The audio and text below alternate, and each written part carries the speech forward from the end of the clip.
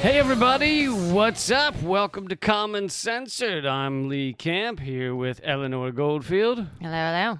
Thanks for tuning in this week. This is the show where we talk censored stories and people, sensible solutions, and common ground movements to fight and build. And sometimes other stuff. And I feel like there are reasons to fight and build now more than ever. So luckily, we got in on the ground floor on that whole fight and build thing. We really got in early, I think. Yeah, although, okay, first tangent. I'm just coming right out of the gate with a tangent. I'm having a hard time with, the now more than ever, because I feel like now more than ever, that phrase is being used. It's being used now more than ever. It really is.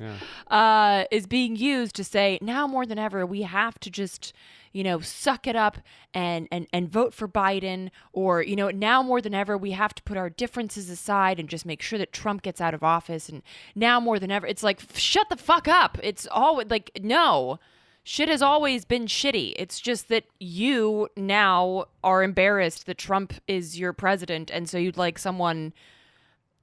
I don't even know. I wouldn't even say he's less racist. He's just less loud about it. Well, or less sexist. Yeah. Or less war hawkish. Or less any of the things that matter. But somehow it allows people to, go to brunch. Anyway, right. Sorry, right. That was just the first tangent I had to get off I my agree. chest. The now more than ever thing is annoying. The listen, everybody needs to stop everything and vote for Biden thing is annoying. My feeling is I decided several months ago that although I would talk about a lot of the details of this election, and I did a breakdown of the debate a couple of weeks ago, so it's not like I'm avoiding talking about it, but I decided several months ago that I wasn't going to vote shame anybody. If you decide you'd like to vote for Biden, then fine, or vote for Trump, whatever. But I just felt like my job and what I am actually passionate about is revealing either how this election debate is getting us all back into the nice little boxes that allows us to be manipulated and controlled, the debate in general. I don't mean one or the other. I just mean the debate.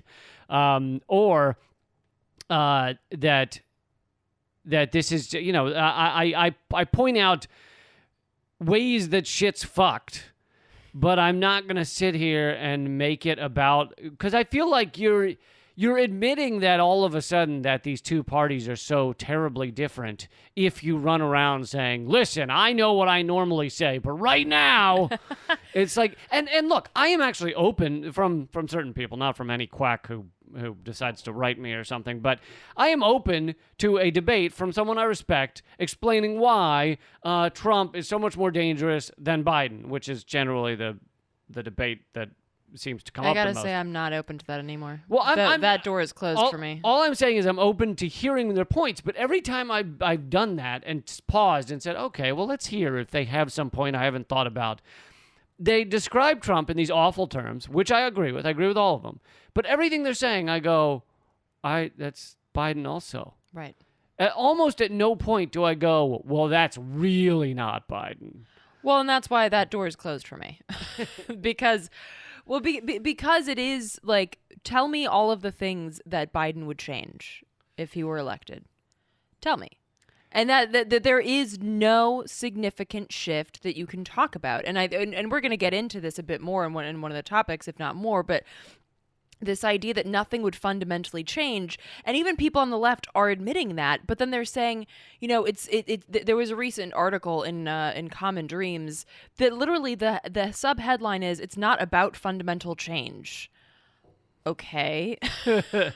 Then they go on to say it's about saving lives and the planet.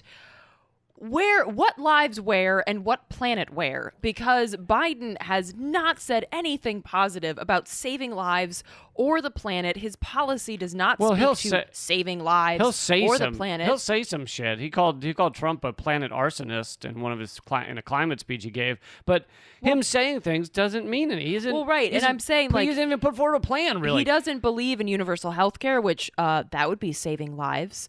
He hasn't put anything forward to address the fact that millions of people are losing their jobs, their homes, their access to basic human needs. He's not talking about the fact that climate change is ravaging the planet and therefore we have to make serious shifts other than like recycling. He's not making any points that would significantly change the trajectory that we're on with Trump. So it's right. like I did. Speaking of the planet, I did see in the debate, he made a point of how he cares. First of all, he made a point of saying he does not endorse the Green New Deal. Right. But he also made a point of being like, this is what I'm for. And he listed some things. And one of them, he listed like 3 things. And one of the big ones was we're going to have 500,000 charging stations for cars, for electric cars across the country. And it's like, that is better than using fossil fuels. Just full stop. Yes. But that is not going to save us. You're telling everyone to buy, 2, 3 cars, as many as you can get, and drive them all the fuck around, and you still got to power them via electricity. Well, where's the power for that electricity come from? And all these cars have to go somewhere eventually, right? Where do those go? They end up in a landfill. And so it's like, yeah, just keep unfettered consumerist capitalism going along, but we've slightly changed the way we're powering the machine. And to me, that's almost more infuriating. Saying change your light bulbs is almost more infuriating than some fucking idiot being like, climate change isn't real. Well, and then exactly. That's why I fucking hate the Democrats more than the Republicans a lot of the time. And I think, like, for instance, you're not going to hear Biden say, hey, we really have to do something about the fact that 100 companies are responsible for 71% of the global emissions, or that our military Those companies alone fund him. I know. Or that our military alone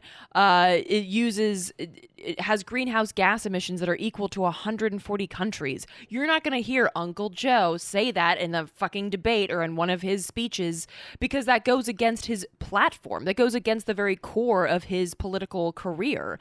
And so, yeah, now more than ever, we need to fucking see that they're the same, they're two sides of the same fucking coin. And I'm not, here's the thing. I'm not vote shaming in the sense that, like, hey, if you tell me that you vote for Biden, I'm going to shit all over it. But I'm going to shit over the concept of presidential elections in this country. And if you classify that under vote shaming, fine, whatever. But I felt the same way 4 years ago as I do today. It's it's a farce. And any time that we even talk about presidential elections in this country, we also have to talk about the fact that we don't actually have elections, that we don't have a democracy. And that even if, and that's the very base point, right? The next point is that you're voting between fucking Tweedledee and Tweedledum. There's no fucking difference. I mean, like, at the core, yes, you can say, like, oh, well, Trump's told the Proud Boys to stand up or stand, whatever the fuck he said. Yeah, okay. Biden didn't tell the Proud Boys to stand by or whatever.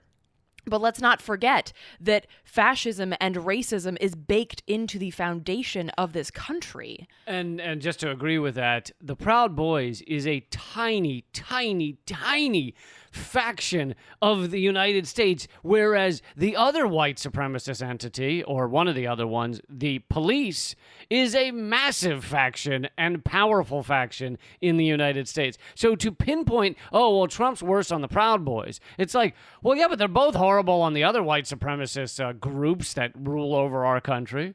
Mm-hmm. Yeah, and so I think, like, and I don't know if you want to jump into this story now that I've kind of, like... up to the kidnapping plot? Yeah, sure. So this is a story that folks might... Oh, sorry. Let me just say one more thing, because the way we set it up, I know it could mislead some people, but for those of you regular listeners, you already know this. Us trashing the presidential choice, which is not a choice, is not saying don't vote. We say this again and again. We actually believe in voting. We just believe that the presidential election is largely a farce. And so we actually believe that and I think we had a longer discussion of it a week ago or 2 weeks ago, that voting in general in the down ballot stuff, the various ballot measures, things like that, can actually be very powerful. So we're not saying don't vote. You should fucking vote, and let's move on. But again, to that point, and I mentioned this as well. I was on a panel, Project Censored in the Real News, last night discussing. It was following the screening of the film United States of Distraction, talking about media literacy, and one of the things that somebody in the audience asked was to discuss the election, and I went through that whole bit, and I said, look, I'm not saying don't vote, but voting is like using your turn signal when you're driving. I'm not going to pull over and applaud you for using your fucking turn signal. That just makes you not an asshole. It also, let's not forget that using your turn signal also won't stop a fucking semi from plowing into you. So let's not think that voting is going to save the day here. So again, like, we have to put this in context and understand that if you are going to be an active participant in the future of the society, of the world, then voting is not the answer. So sorry to be a Debbie Downer about that. Now more than ever, let's move on. So this, folks might have noticed this if you've been watching any of the corporate medias. So the Whitmer plot, which sounds like I feel like there's a book called that or some shit that's like written by Stephen King or something, or whoever writes like the crappy crime novels where there's always some like woman in a slinky satin dress drinking a martini. Anyway, so yeah, but she's usually got some important secrets. I mean, hey, look, I'd be totally down to listen to a woman in a slinky satin dress drinking a martini. That is sexist. So basically the basic gist is that Governor Whitmer, who's the governor, Governor, who's the Whitmer of Michigan. I really should have taken a nap today. Whitmer, who's the governor of Michigan, was targeted in a plot to basically kidnap her and then hold a so-called mock trial of her. She was being tried for treason, after which she would be executed, according to a recorded conversation that took place in the basement of a vacuum repair retail establishment. I'm not kidding. That is also where the official trial would have been held. No, seriously, So yes, so this was basically, it's a far right wing group of dickbags. And by group, I think we mean like 6, right? I think it was not 8. Not like 10,000. Yeah, it was 8. So there's a kidnapping plot that picks up speed, and started an alliance with, okay, this is a serious name, the white supremacist Wolverine Watchman Group.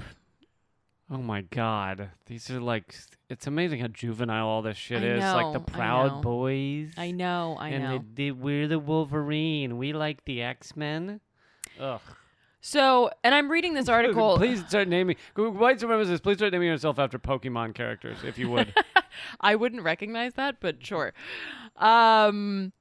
So I'm reading this article on Mint Press News, and so Mint Press is a great outlet and oftentimes known for giving a different perspective on things, and really highlights how the FBI is, patting itself on the back for foiling this plot to kidnap the governor of Michigan. Our heroes save us yet again.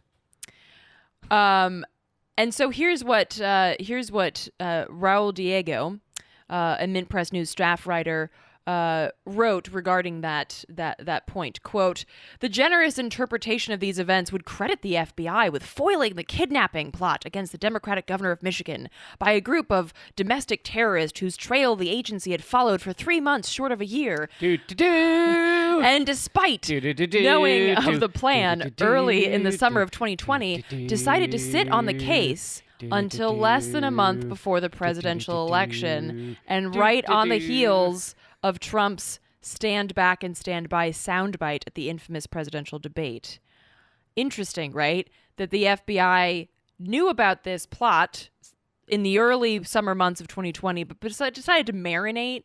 Just let it marinate. That's what they like to do with plots, is they like to just let them sink in for a bit. So, as Diego points out next, a more probable scenario is that the FBI, as it's done time and time again, led the subjects of their investigation down the road to entrapment by guiding their actions to the desired result and providing a narrative that politicians can use to further lead us down the road to inescapable surveillance state, where dissent is rebranded as a hate crime against our benevolent overlords. And although I don't think he's saying he has like evidence of that with this one, he's saying that this has happened a lot, And I think I've mentioned this number before, although I've had to look it up multiple times because every time I remember it and say it again, it sounds ridiculous to me. So I then have to look it up and confirm that I'm not getting this number ridiculously wrong.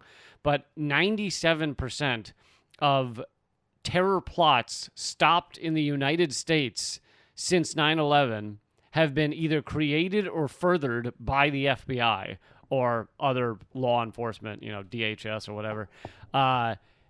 So they have a very long-standing and prolific trend of finding troubled, usually young people, usually often loner people, and talking them into doing or planning shit that they likely couldn't have pulled off anyway, right, and then arresting them for it.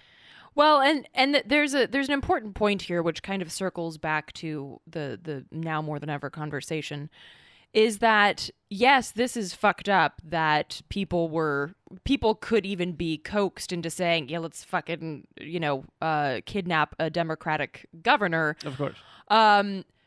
But again, we have to look at this in context. And why is this coming out now? And why is it that we're hearing about all of these right-wing white supremacist extremists right now? Is it perhaps because Donald Trump's the president and it fits into this wonderful narrative that Donald Trump created fascism and white supremacy in his gilded fucking apartment in New York City? That would be convenient. Meanwhile, Diego notes perhaps like what, and a lot of people say that this, not just Diego, but like a lot of folks credit this incident as the beginning of like the right-wing militia movement in the United States, or like the resurgence of it, because really the fucking so-called patriots were a right-wing militia. But it's called Ruby Ridge. And this happened back in 1992, before a lot of you were born. And basically this was a standoff that happened out in like bumfuck northern Idaho, between the FBI and a family, the Weaver family, who basically hunkered down because he was late, or he didn't attend a trial on firearms charges. So already he's cool, right? Because he had firearms charges and he didn't show up to court because fuck you, it's my Second Amendment right. And then cops showed up, and then the FBI was involved because the people were shot, and the Weaver ended up like a son died, and then the wife died, but it was like this whole right-wing shitbaggery. And neo-Nazis from a nearby Aryan Nations compound, yes, I'm serious, an Aryan Nations compound, showed up to protest. Other far-right groups poured in from all over the fucking place. And basically to loudly and proudly stand against what they saw as the persecution of this innocent family in the face of a tyrannical left-wing government that's trying to steal their guns. And this is kind of also the advent of like they're coming for your guns. And if you look at pictures, you'd be hard pressed to know if these people are on the left or the right, because there's these people with these signs that say the feds shot first. And we're not safe in our homes, which as a leftist, I can totally relate to that, because there have been several instances that have been the exact same. Right. But of course, these right wingers aren't concerned if it's Black Panthers that are being shot and killed by the feds. But I'm bringing this up because it's important that we recognize that this kind of right-wing, white supremacist, extremist bullshit, they're coming for our guns, the leftists are trying to take over, that shit is not new. Right, and I think you're skipping over one of the headlines of Ruby Ridge, which is they end up deciding, because he doesn't come out, that they're going to shoot him, but they miss and kill his wife. I think maybe it's pregnant wife or something. So they just shoot and kill his wife, who was basically a victim of him as well. I mean, she was being held there with him. I doubt she was really in on it.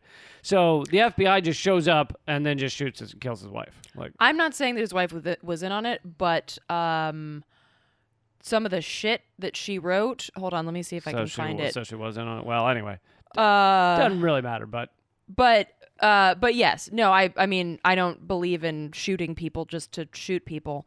So here was the language used by Randy Weaver's wife, Vicky, in letters where she quotes the founder of a white supremacist prison gang organization called The Order.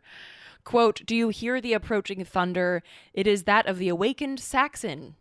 War is upon the land, the tyrant's blood will flow." End Well, right. quote. My point was not she is a gem, okay? I wasn't saying she's a saint. But, yeah, I'm not cool with the FBI or the cops showing up and just killing people. No, nor am I. And I think it doesn't matter how much I disagree there are with. two conversations here. One is like what the FBI does and how it entraps people, and how it at once demonizes leftist organizers who are not planning to kidnap anyone, and like smooths over the violence of the right wing and only tries to pick it up when it can be used politically. So that's one conversation what the FBI does. The other conversation that I kind of want to highlight more is that this, like, the history of this sort of white supremacist violence runs deep. Like the people in Charlottesville, where Lee, you and I were when this terrorist ran into our group of people. He was inspired by Ruby Ridge. Timothy McVeigh in the Oklahoma City bombing, he was inspired by Ruby Ridge. Yeah. Soon after Ruby Ridge, Waco happened. And the Bundy Ranch. Right. So I think, like... I don't think Waco, it's slightly different. I don't think Waco was white supremacists, but...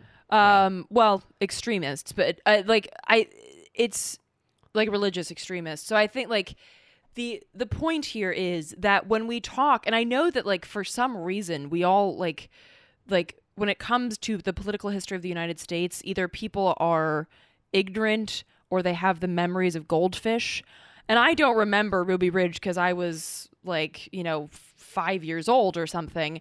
But I read about it later on, and that has kind of stuck with me. And this understanding that white supremacist violence in this country, again, it's baked into the fucking DNA of this nation, right? This nation is founded on the genocide of one people and the forced enslavement of another. I mean, come on. Like, you cannot lay this at Trump's feet. I know we all hate him, and that's good, but you cannot lay this at Trump's feet and suggest that someone like Biden, who is an avowed racist, has been proud of it for decades, is going to change the fucking story. Well, and furthermore, you wouldn't even have these people willing to join these groups. Like, let's say white supremacy groups are swelling right now. You wouldn't have people willing to do that if you had equality in this country, if you had a livable wage, if you had, people didn't have a fear of being thrown out of the house at any moment. With fear and with insecurity, people are willing to do these horrific things and join these horrific groups. It's easy stomping ground or fertile ground for creating white supremacist groups. Right, and I remember when I was in West Virginia, there was more than a couple of people that I spoke to that said, I don't like the Democrats, but I like what I'm hearing from Bernie. And this was, last year, so this was before Bernie had been completely destroyed. But this is... It's the idea that when somebody's talking about, like, hey, how can I feed my kids? How can I make sure that I don't go bankrupt because of medical bills? People are hearing that and liking it. And if that can be manifested, then you can have a shift. I'm not saying that you're going to get all the white supremacists to be like, oh my God, I have to go hug a black person. But I'm saying that, like, that sort of shift in priorities of the country would shift people's minds to a more progressive tilt. But Biden likes none of those things. He doesn't want universal health care. He doesn't want to get rid of student debt. He doesn't want to raise the minimum wage. He doesn't want to do any of the things that would allow people to address their everyday and basic needs. So yeah, understanding this context, I think, is very important. And, vote however you feel that you need to vote. Also understanding that we don't have real elections. And, do that, but understand the context of where we're at in time, right? We are not in a vacuum. Trump didn't just pop up out of fucking nowhere. He was created by the state and this series of elections and the series of bumbling fucking democratic idiocy that has led up to this moment, the lesser of two evils. And now more than ever, we really have to understand the historical and the present context that we're in. And well said. And just to circle back for 1 second, I don't want people, I know we'll probably get a few angry emails. Waco was definitely a different situation than, say, a white supremacist group. Waco was a religiously weird, cultish thing, what the fuck was his name? I don't remember. Koresh. It was the Branch. Branch Davidians. Thank you. David Koresh was a kind of sleazy guy, and I watched the Netflix documentary, which I know got some things wrong, but I think overall did a pretty good job in that it made most of it look like the law enforcement's fault, which I think ultimately it was about 90% on the law enforcement. I mean, these guys, yes, they were amassing guns. They did believe the end times were coming. However, that doesn't give the FBI the right to, and DEA the right to show up and just start firing at people. And when, David Koresh and them started being fired upon, they then started firing back. And I think that the one thing that I think the Netflix thing maybe got wrong, or maybe it's suspicious, is they did act like the FBI really just didn't mean to light the place on fire. But many have said that it was an intentional move, lighting the whole place on fire. Well, and yeah, I should say I didn't mean to say that Waco was the same as Ruby Ridge. What I meant to say is that a lot of right-wing supremacists will use Waco as another example of they're coming to take your guns, they're stealing your freedom, et cetera, et cetera. Yep. And I think, here's another one of those moments where we have to chew gum and walk at the same time. We can understand that the dickbags at Ruby Ridge are, and the neo-Nazis that came to support them are shitheads, and we can also say and make clear that the FBI is also a bunch of shitheads. So two things can be true at the same time, and that's kind of what these are, what that Mint Press article is saying, and what a lot of this historical context is about, is understanding that both of these entities are against progress, are against human rights, are against the basic needs being met by government. And I think that this is something, again, that we have to understand and recognize, and that's why I mentioned Waco, because that's also used as an example of they're coming to take our guns, so we all have to get guns and shoot at brown people. And it's something else. I mean, we were kind of getting to it, but something else that drives me nuts is when they love to act like, oh, the real terrorists and the killers in this country are the environmental activists and the leftists and Antifa, and it's meanwhile, the actual killing that's going on, the killing in Charlottesville, the killing in Kenosha, these are all being done by far-right extremists, white supremacists. Most school shootings are also done by kids with those kind of thoughts and writings. So the idea that the people who are releasing mink from a mink farm or whatever, releasing the pigs at a farm, they're called terrorists. And in the Blue Leaks, I covered this on Redacted tonight, we just learned that the DHS and many police departments across the country are funneling all information about Black Lives Matter protests. Often, let's remember, the vast majority of Black Lives Matter protests are completely peaceful, and they're funneling it all through their terror networks, as if this is data on terrorist organizations. So it's just these right-wing killers happen occasionally, whereas left-wing killers are basically non-existent, and yet they act like they're terrorists. Environmentalists are terrorists. Yeah, absolutely. There was a recent quote, I can't remember who it's by, that was posted that I reshared, but it was if left to their own devices, fascists will kill and harm marginalized peoples and anybody that they find in their crosshairs. If left to their own devices, Antifa's gonna drink beer and go hiking and play card games and the radical left would hug a pig. Right. It's we don't I don't mean a cop. I mean hug a an actual literal hog. Yes. Yeah. Oink oink. and that's the thing. It's like, I don't know. I mean, I guess there are some people on the left that like want to do street fighting, but I don't. And, The and video people game or the...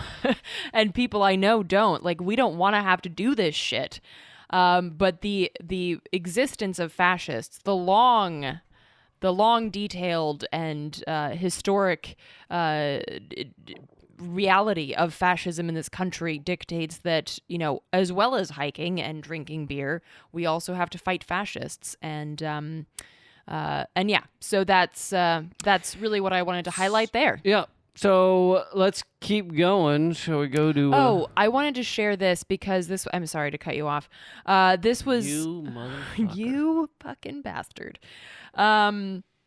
This was shared by one of our listeners, Dave, sent me an image of a Florida ballot. Speaking of fucked up voting That's what I was situations. going to go to. Oh, I'm You sorry. interrupted me to say the same thing. Go ahead. No, I don't even want to anymore. I don't even want to. I'm sorry. So this Florida ballot image that Dave shared with us, and thank you, Dave, for doing that. It there's a what do you call it? A constitutional amendment regarding minimum wage. Raising Florida Florida's Constitution. Yeah. raising Florida's minimum wage to $10 per hour, which would be effective. Gasp. I know. How horrifying. Which would be effective September 30th, 2021, and it would reach $15 an hour on September 30th, 2026, going up $1 per hour every year. And then on the ballot, like legit, like right under it says that, it says in all caps, like everything else is like regular writing. And then this is like all caps, bold. It says, this proposed constitutional amendment is estimated to have a net negative impact on the state budget. This impact may result in higher taxes, which is like a dog whistle in fucking Florida, or a loss of government services in order to maintain a balanced state budget as required by the Constitution. In all caps, like right under that. It like, totally blows my mind. I don't often get shocked anymore, but I was like, is that fucking legal?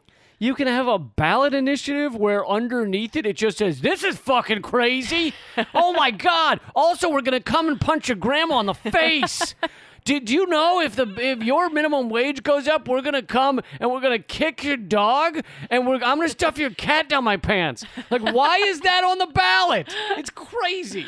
I know. It's so fucking insane that can be on the ballot. Like, not that, oh, well, a minimum wage increase has been shown to really improve not only the living conditions and the quality of life of those who are now able to get that minimum wage increase, but also boost the economy, because when you have more fucking money, you have more fucking money to spend, you fucking idiots. Well, yeah, that's what, and in every way, what they say in that all caps thing is horseshit, because they're like, you're gonna lose government services. Guess who's not gonna need as many government services? No. Those finally getting paid, which is most of that state is working for like minimum wage. But also, it suggests that the only way to increase the minimum wage is to cut government services, as opposed to, I don't know, oil company subsidies, which, holy shit, Florida's like a massive just giveaway state to oil and gas interests. Or hey, I don't know, maybe like your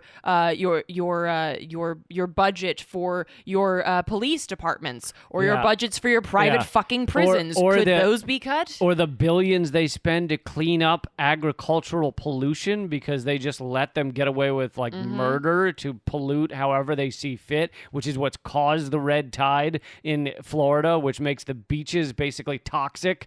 It's like, how much money does that lose you in your fucking budget? Right.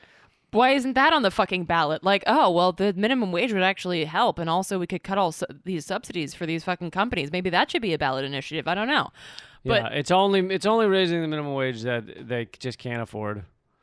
Yeah. So thank you, Dave, for sending in that image. And folks, if you have, please, feel free to reach out to us with stories. And if you haven't voted yet, I will tell you what to vote for. Vote for the raise in minimum wage. I know, shit, dude.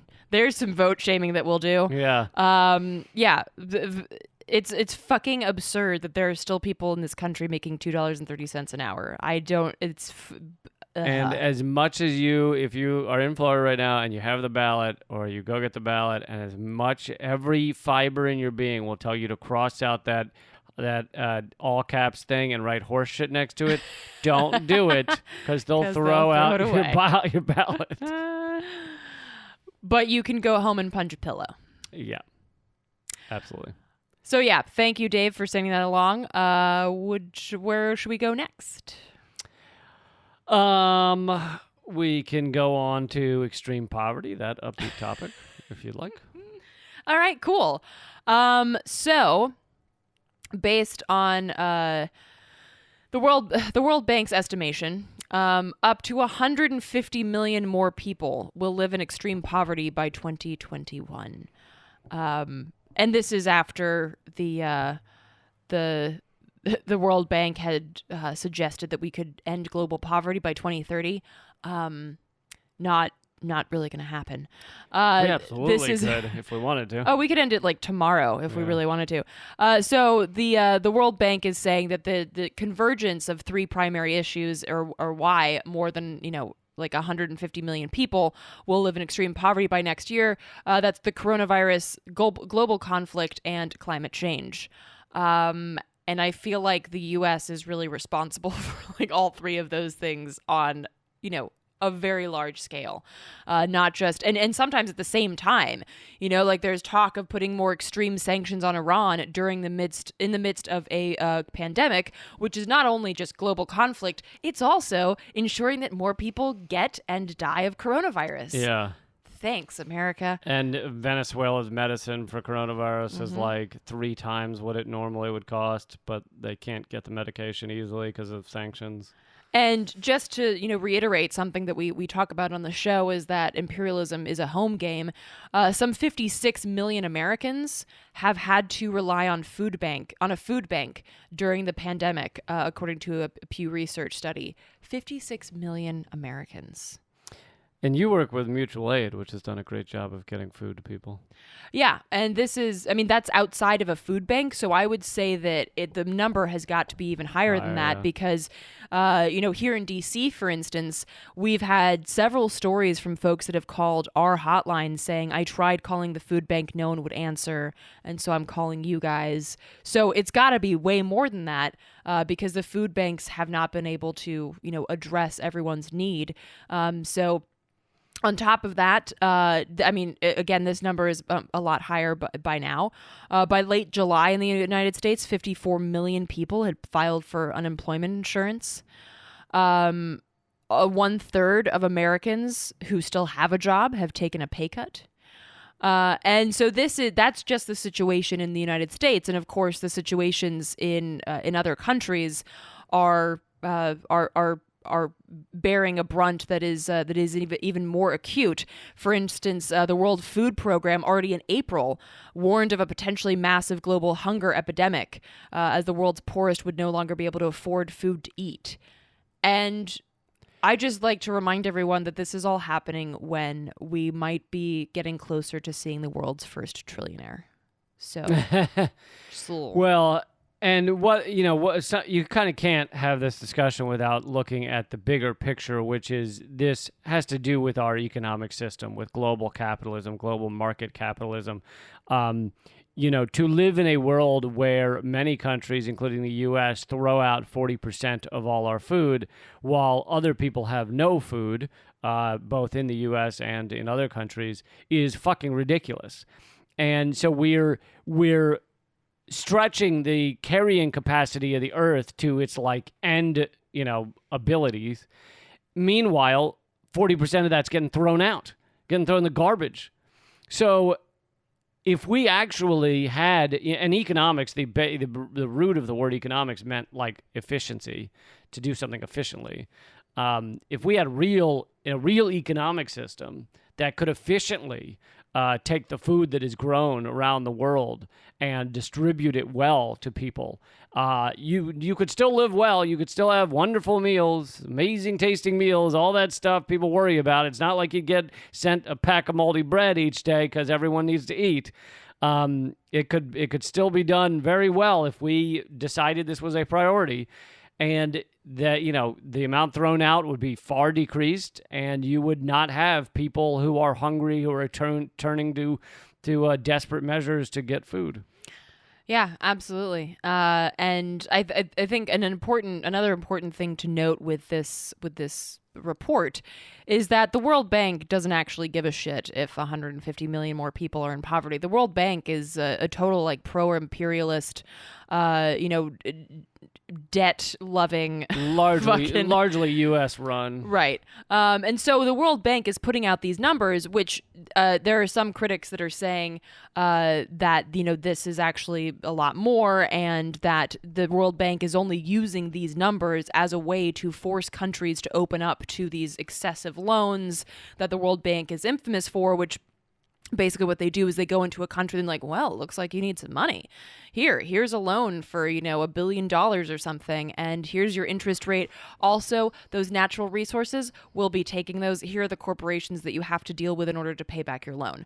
That's like the World Bank's MO. And also you'll need to institute some austerity on your people, right, because you need to pay us back. Exactly. Yeah. And so really, like, what's important to focus on is that when you hear about the World Bank saying, well, looks like these countries need some, there's nothing benevolent about that shit. Right. And what we really need to be focusing on, and Oxfam released a statement that said, quote, urgent action must be taken to protect labor rights, boost social safety nets, and deliver a fairer tax system to close the gap between the richest and the rest.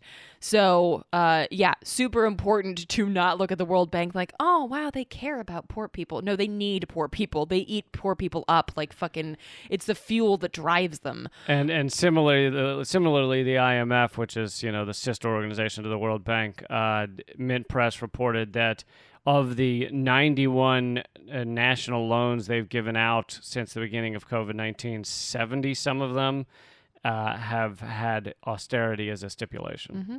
So they had forced austerity on people, right, to get the loans they need. But I wanted to wrap this episode up with a bit of good news, kind of. And but it also has a lot to do with what we were just talking about, but we're switching from the fact that we don't economically use food well in this world to the fact that we don't use housing well either. But I'm going to get to the good news in a second. And I'm going to talk about this topic in more detail on a upcoming Redacted tonight, I think next week. But in Philadelphia, I think they call themselves Occupy Philadelphia Housing Authority. They, along with others, have been working to pair people who need housing, because people are getting, even with the CDC saying to halt evictions, there's still evictions going on around the world. And even, as you've already covered, even if they halt them, there'll still be 28 million, maybe 30 million people that get evicted in January. So it just pushes it back a few months. But so people does really need housing. Meanwhile, there are millions of empty homes. We talk about this a lot. Millions of empty homes littering our landscape. The estimates are from 2019 are over 17 million empty homes and living spaces in the U.S. that are just sitting vacant or owned by somebody who's not using them. And these activists in Philly were pairing people that needed a home with empty houses.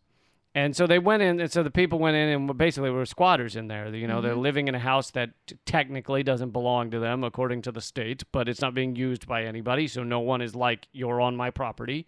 And they fought. They had a standoff with police. I don't think they fought the police. They had a standoff with police where police were saying, we need to evict you, and they said no. And they, I think they got some lawyers involved. And anyway, ultimately, Philadelphia has kind of caved and allowed the people to continue living in these spaces, the squatters, giving them some level of squatters' rights, which is fairly unheard of in America. America has very few squatters' rights, but in many other countries, squatters' rights are a major thing. If a space is not being used at a certain amount of time, usually very short, 30 days, 60 days, then anyone can be inside of it, which makes a lot of sense. You have people who need roofs over their head, and here is a space. And so I'd love to see, this is an idea I was thinking. I mean, I love this, and I love this activism, and I love that there are people that are finding people who need a home and say, here's an empty home, go to it. And they help them get in there, help them move in and things like that. And then help them with dealing with all the legality and stuff. But I would love to see like thousands of people do this at once in a city. It'd be like the reverse of a protest where you go and stand in front of the White House. Right, you all go into homes. You all go home, but they're vacant homes, and you need a home. And it'd be interesting to see what the state does, because they can't evict all those people simultaneously. They simply don't have the police forces to do such a thing. And they probably don't want the bad publicity of police just grabbing poor people endlessly by the head and arresting them and dragging them out of homes. So it'd be interesting to see if you could create kind of a real large-scale change if, like, 5,000 people in a city coordinated, all coordinated and went into vacant homes simultaneously. Yeah, no, I think that it's a brilliant idea, and it reminds me of Thank you. the Moms for Housing in Oakland, where I believe it was 4 mothers who had started living in this home, and then were, the SWAT team came by in like the middle of the night, and they ended up being able to stay in the home thanks to national attention and the coordinated organizing efforts of local organizers. But these stories are really powerful because, again, they speak to the proactive sort of community building and the proactive actions that we can take that address the problem at hand. Instead of petitioning some dry, crotchety old fuck who, about like, oh, we need housing and then being like, yeah, whatever, I don't fucking care. We're just like, well, no, you know what? It's empty. I'm homeless. Like, this is fucking, 1 + 1 = 2. Let's do this. And I think that we're going to see more of that as, evictions they're still happening despite the moratorium, because evictions can happen even. Evictions are basically not allowed for failure to pay rent, but they can happen for other reasons, which means that you could just come up with some bogus fucking reason. Well, and also I just read an article where it depends on the judge in the area, because the judge in the area has to, if they're brought to court over it, has to agree that the CDC says this eviction should go forward. So they followed the story of this poor black woman in North Carolina. I think she's kind of older, at least in her 60s. And she has no money. She lost her job. And so they take her to court to evict her. And she goes up to the judge and says, Judge, the CDC has halted evictions. And the judge says, that doesn't apply to you. And then she goes, oh, but I have the paperwork here. And she had printed out the CDC recommendation or whatever it's called. And it did apply to her. Everything, she fit every detail, lost work would be under COVID, earns under this much a year.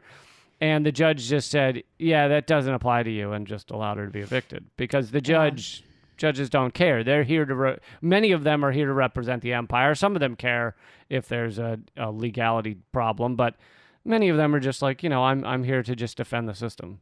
Right. Yeah. No, that's a great point too. And we're going to see this really ramp up in early next year, of course, when it will still be incredibly cold in a lot of places around the country, people facing evictions, and I think that tactics like these will be incredibly important and hopefully deployed across the country, and people can look to what we've seen now in Philadelphia and several areas in California as a proactive way to address this need. And it's great hearing these kind of stories.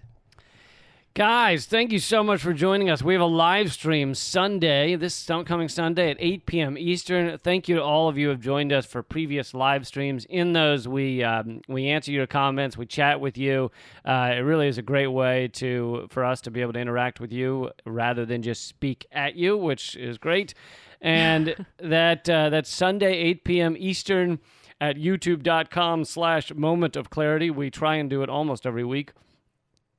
Please give this episode a thumbs up, share it with people, let them know you like the podcast. Also, if you want to see the podcast continue, we know these are tough economic times, and some people have dropped off, but for those who drop out, we're hoping new people will join on and help us keep this show going. It's patreon.com/commoncensored.